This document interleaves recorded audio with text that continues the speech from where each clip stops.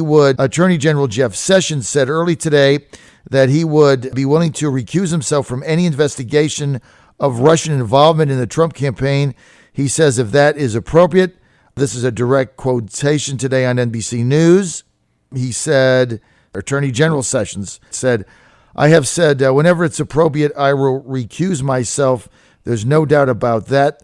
Sessions said this is after reporting the Washington Post came late Wednesday that the Attorney General spoke 2 times with the Russian U.S. Ambassador, Sergei Kislyak, during the 2016 presidential campaign, and at the time, Senator Sessions not disclosing those conversations in the AG confirmation hearing in front of his colleagues. The big thing in question, Senator Franken's question there, and we have broke this down all morning, word by word, and it really comes down to Jeff Sessions leaving out 3 meaningless words. This is how stupid this is.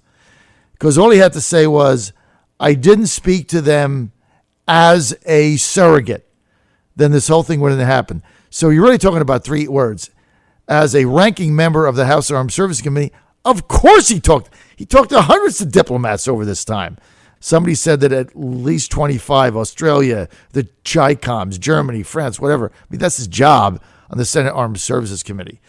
Joining us now to kind of figure this all out, plus how many ships we're going to get in the southeast and central Virginia area, Newport News, Virginia, Congressman, Republican from the 2nd District, that's Virginia Beach, the Peninsula, the Eastern Shore, Scott Taylor, Representative Taylor, Congressman Taylor. Oh, it's got a good ring to it. Good to have you with us. Hey, John, good to be with you as always. Okay, so before we get to the Gerald R. Ford $13.9 billion aircraft carrier that we get to go on today, I'm excited about that. I got press credentials, so I get to see all of our friends there. Look, we have talked about this Attorney General Sessions flap for 3.5 hours.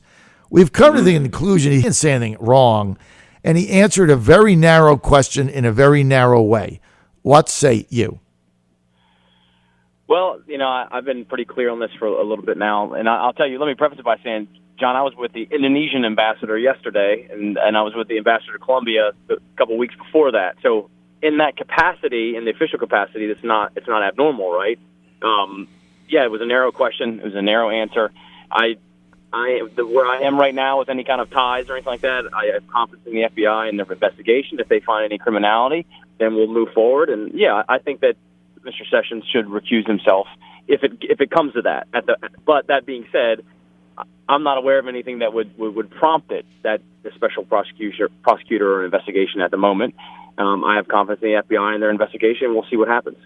Do you think that Senator Sessions in the confirmation hearing, and I'm sure you've heard like we have the Q&A over and over, do you think that he was not forthcoming with all the information? I don't know the answer to that. I don't know the answer if he wasn't forthcoming with all the information. Like you said, it was a narrow question. He answered it narrowly, as I imagine a lot of folks who are in those hearings probably aren't just expounding upon all their answers. So I don't know the answer to it. I know that he would have met with plenty of diplomats in his official capacity, just like I did yesterday with the Indonesian ambassador. We weren't discussing anything about a campaign or anything like that about politics, quite frankly. Campaign politics. We were discussing official matters. So right. It's not out of the norm that he would, 1, be having conversations in his official capacity, or 2, that ambassadors would want to create relationships with key members of Congress. Of course. And especially a Senate ranking member in the majority on the Armed Services Committee. The final thing I want to say about this is in his capacity, I'm almost drawing the conclusion that, of course, he was meeting with many foreign diplomats, the Russians included, in that capacity. And there's a possibility here that both Franken and Sessions assumed that that's not what Franken meant, okay? Because it's like Franken didn't say in any capacity. He said as a campaign official. Let's be clear. You know that Franken wasn't asking him those questions about his official capacity because he doesn't care about that. He wanted to try to, highlight any potential Russian ties with campaign folks from the Trump administration. So, to think that Franken was asking that about official communication that has nothing to do with the campaign or Trump relations, I think would be ridiculous, because he was asking those questions for a reason, just like a lot of other Democrats have been asking those questions and trying to create this Russian boogeyman. You're right. It is a Russian boogeyman. And I tell you about the media, and I'm in it. You know, I saw it last night. I read the article before I went to bed. I got up. I spent 2 hours reading about it on various things that came out. I got the White House kind of response on it. You come in on the air. I played the clip 10 times. And over that period of time, I've now reached the conclusion that the guy did nothing wrong. And the calling for him to resign is totally asinine. And look, you got to think that, Scott Taylor, a lot of this is Trump had a great night Tuesday night. He's coming to Virginia this afternoon. He's in Newport News shipbuilding. Jobs are coming. The economy's up. The Dow is at an all-time high. He got a 78% positive rating. And it's like, you almost think, you know, did they like have this information and they just wait to throw it out to change the narrative because it happens to be a couple of good days for the president? I mean, you don't want to think that about the business I'm in, but you kind of think, how long did WAPO have this story? Why did they just break it? And then you really analyze it, and it doesn't amount to a god darn hill of beans, right? Yeah. I mean, look, I will tell you, I was in the address, the joint address, and I thought the president did an amazing job. I mean, it's the best speech I heard him give, quite frankly. And that obviously the moment with Ryan Owens' widow was one of the most powerful ones I've ever been a part of. Yes. Yeah, you know, I guess it is a good question and a legitimate question that you would ask that. How long have you had this WAPO, and have you held out to release that story for strategic reasons or not, to keep a narrative going? But like I said, what it all comes down to, the FBI is investigating. They said they have said that publicly, that, you know, if they find criminality, we'll go from there. You know, but just having a WAPO story, to me, it's ridiculous to say, okay, he needs to resign now. Yeah, and that's ridiculous. Clearly a partisan thing that's happening. Yeah, that is ridiculous. Look, I would have preferred that Jeff Sessions answered it with those 3 words, but he didn't. But this is just agreed. I agree with that. All to do about nothing. You were there. You know, there's been a lot of talk about some of the Democrats not clapping or standing up when the president was talking about our Navy SEAL who died in the Yemen raid. You were there. Now the Democrats are saying, well, that's not true. They did stand up. Wasserman Schultz said she clapped. What's the truth? Well, I couldn't directly see them, but I just saw the pictures of Ellison and Wasserman Schultz sitting down when that was going down. And I think that's, quite frankly, I think it's shameful. I wasn't right next to them. I didn't watch them the whole time, because that standing applause was long. It was probably 2 or 3 minutes. Mm-hmm. There's certainly tape and pictures of them sitting down, and in the picture you can even see their heads are down a little bit mm-hmm. too as well. I think that's pretty shameful. Mm-hmm. And I would gladly support a veteran Democrat who's running in either of their districts to primary them next time. I can tell you that right now. They can just play that clip over and over again.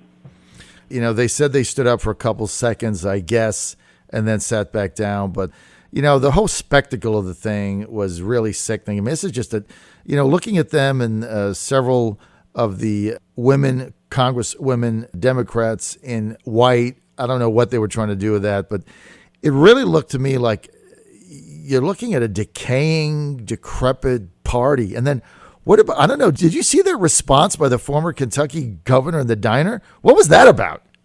I don't know. It was very awkward, honestly. Right at the beginning, it was awkward. That's the right word. Awkward. But I will tell you, I think the Democrats, and this is obviously just my own personal opinion and perspective, I thought they came across really very, very poorly. Just angry, and some of the stuff that the president was talking about was really good. I mean, there are a lot of things in there that if you're a Democrat, you probably like, right? And vice versa as a Republican. And I just thought they came across very poorly. And Americans see that. It's the same thing with some of these town halls. Like reasonable people see that, and they see how angry and nasty people are being and stuff like that, and they know that that's not appropriate behavior. And I think it's backfiring. Okay, so the president coming to Newport News today in your district area. He'll be on the Gerald R. Ford aircraft carrier, laying out his vision for a 10% increase in military spending, a lot of that going to the Navy. What is your reaction to this, Scott Taylor? Well, I'm pleased. Look, I think it's important. I've been saying since my campaign that we got to get a handle on sequestration and get rid of it because it's hurting maintenance, and training, and deployment schedules, and the predictability and things like shipbuilding, which hurts the industrial base, but also you lose skilled workers because they got to go feed their families and do something else. So, I'm happy about it for sure, and I'll be there today and to see you deliver your show on an aircraft carrier, which is pretty awesome. But no, I'm excited about it. I tell you what, it's going to be a lot of fun. We're looking forward to that, and thanks for being there. We understand that Representative Whitman will be there also. He's the chairman of the all-powerful subcommittee. The chairman's sitting right behind me right now. We're on our way. Really? On our way there. So. Oh, he is. Well, tell him I said hello. Tell him I look forward to seeing him today. Okay, let's get to your new budding relationship with Hawaii Representative Tulsi Gabbard. On a lot of issues, you guys are the exact opposite, but you found some common ground, which is always my approach. Tell us about some of the things you've got working with her. Well, Representative Tulsi Gabbard is obviously she's a veteran, and there are a lot of things that we see eye to eye on national security wise, and to her detriment, obviously, because of her. I think the people in her party don't want her to work across the aisle, but we've just had good conversations. We're probably going to be working on a couple things cyber-wise. We're going to potentially with terrorist organizations as well too. She's, like I said, I respect her. We both have a feeling that that the country and the national security apparatus is more important, oftentimes, than just partisan politics. So I'm looking forward to working together with her and quite frankly, John, any others that are willing to do that. I think that's good for the American people. So. Okay, let's get to the Republican governor's race. The primary, June 13th, there's 4 candidates in it. As you know, Prince William County Chairman Corey Stewart, your neighbor, Senator Frank Wagner from Virginia Beach, also Ed Gillespie, the front runner, and independent businessman Denver Riggleman. Who do you think is going to win, and do you have any involvement in it? I have no involvement in it. The best one will win, rise to the top. I haven't had any involvement. I like all the players. I know that they're going to have a good lively battle going into it, and I think that whoever merges, I'll be happy to support and make sure that they do very, very well in the 2nd district. But at this moment, I'm not involved in it. Let's get to, and thanks for your honesty there, Scott Taylor. Congressman Taylor, let's get to Obamacare. There's no consensus plan that we can see right now. Where are we with that? Well, the reconciliation, there's 3 buckets. Obviously, I think we've talked about it before, where it's not that simple. Repeal and replace sounds simplistic, but it's not necessarily that simplistic. And yes, there are different ideas even within our own conference. But I, for one, think that's a good idea. I think it's good. It's good to have rigorous debate to make sure that we get this right, that people have a say, and that we're even the best ideas rise to the top, if you will. And I know that there are 3 buckets. You have the reconciliation, which is will be starting next week. Basically, we passed to move in that direction, and the respective committees of jurisdiction will be working on that, and then it will come back to us. You also have Secretary Price, who was just confirmed not too long ago, so he's in there. He's got a lot of levers of power, if you will, to stabilize insurance markets and deal with regulations. And then there'll be whatever's left that's needed in legislation, and we'll be working on that. But like I said, I know that we've been attacked a little bit for that. Where's your plan? And why isn't it happening right now? I think it's a good thing that we're deliberate, methodical, and that we're making sure that we get this right for the American people. It's so important. Congressman Taylor, are you going to be open to the idea, because one of the plans leaked, and I'm sure this has got to be in it because you have to deal with the 10 to 50 million people that are on the Obamacare insurance now that aren't paying for anything, that didn't have it in the past. Are you willing to look at something that might include an entitlement or a tax credit or tax rebate in order to not throw that number of people off the rolls? So from my understanding, John, there are a couple of things that are getting thrown around here, of course. We want to do it as best we can to make sure that people have access to it. We obviously bit of stake in the game, obviously. So I know that they're looking at potential risk pools. We're looking at potentially putting refundable tax credits for those who they're not covered by either their employer or by VA or TRICARE or Medicaid or Medicare. in that population. So we're trying our best to make sure that no one's left behind, that there is a transition time, that people don't lose their insurance, of course, and all those things they're still being worked out in terms of what the actual plan itself is. I don't know what you're speaking about that leaked itself, but there is not a consensus plan at the second. As I said, there's still rigorous debate, and we're moving forward with that. And I'm looking forward to getting on your show and talking about what that plan is once it comes. Okay, we're going to look forward to that also. Scott Taylor, we look forward to seeing both yourself and Congressman Whitman, Chairman Whitman, on the Gerald R. Ford aircraft carrier. I'll see you then. Thanks for being there, and thanks for being with us. Thanks, John. Always a pleasure. All right. House of Representatives member, Congressman Scott Taylor. You can get more information, scotttaylor.us, scotttaylor.us. How easy is